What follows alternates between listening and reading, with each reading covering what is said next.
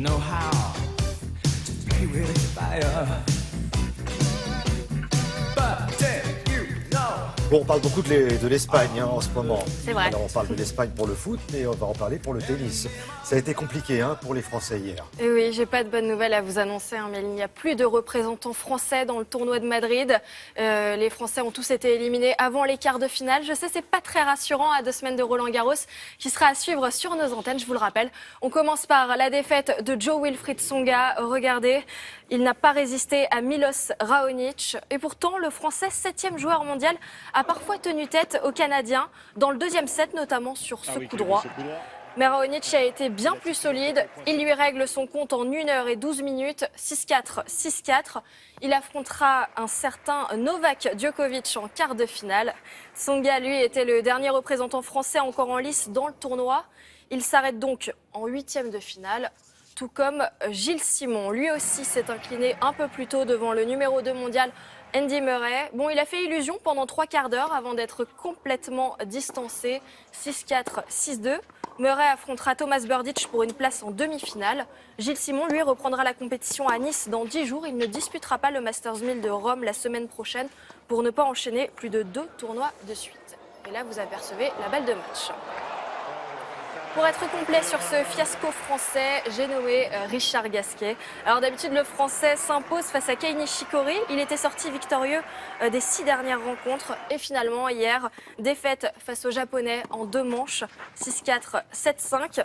Nishikori affrontera Nick Kyrgios en quart de finale. Voilà pour le tennis, Thierry. Alors, je pense qu'on va reparler de l'Espagne. On va parler foot à présent, Émilie. Oui, avec la Ligue Europa, la petite Coupe d'Europe, le FC Séville peut remercier un Français. Regardez, c'est Kevin Gamero. Grâce aux Français, le FC Séville affrontera Liverpool en finale. L'attaquant français s'est offert un doublé hier soir face au Shakhtar Donetsk. Victoire 3-1. Le club espagnol ira donc en finale le 18 mai. Ça devient une habitude pour Séville qui était déjà double tenante du titre et qui se qualifie donc pour une 3e finale européenne d'affilée. Des nouvelles du nouveau champion d'Angleterre, Claudio Ranieri a sorti le champagne en conférence de presse.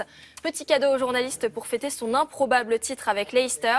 Et sachez qu'en guise de prime de fin de saison, le président a offert à tous ses joueurs une Mercedes et un voyage à Las Vegas.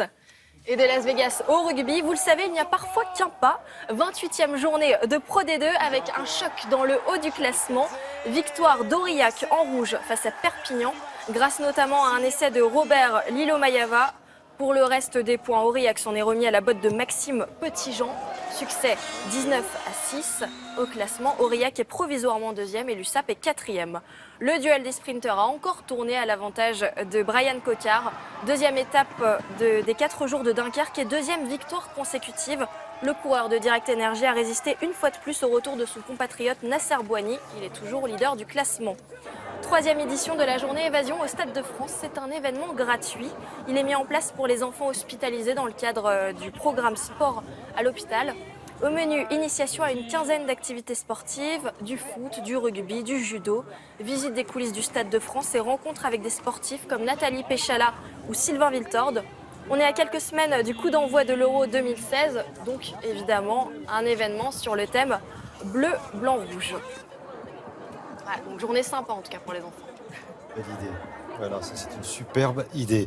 Alors, du VTT, du skate, voilà, histoire de se réveiller, quoi. Voilà. On finit par des sports extrêmes. Je vous emmène à Montpellier. Regardez, le Festival international des sports extrêmes a débuté hier. 35 riders s'affrontaient durant les qualifications sur le slopestyle, c'est-à-dire un parcours où l'on exécute des sauts et des figures.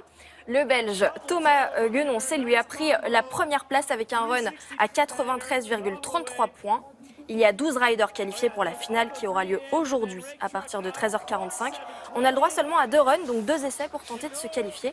Et sachez qu'un Français, Thomas Lemoine, a pris la 3e place du classement. Quand je pense que moi j'ai encore mes petits trous sur le côté quand je fais du vélo. Ah mais faut s'entraîner un peu, Thierry. Il y a encore du boulot. En tout cas, merci beaucoup, Émilie. Merci beaucoup. Passez un excellent week-end. Maintenant, on va parler peinture avec une très très belle exposition que Béatrice Bedoy-Gonin nous présente tout de suite.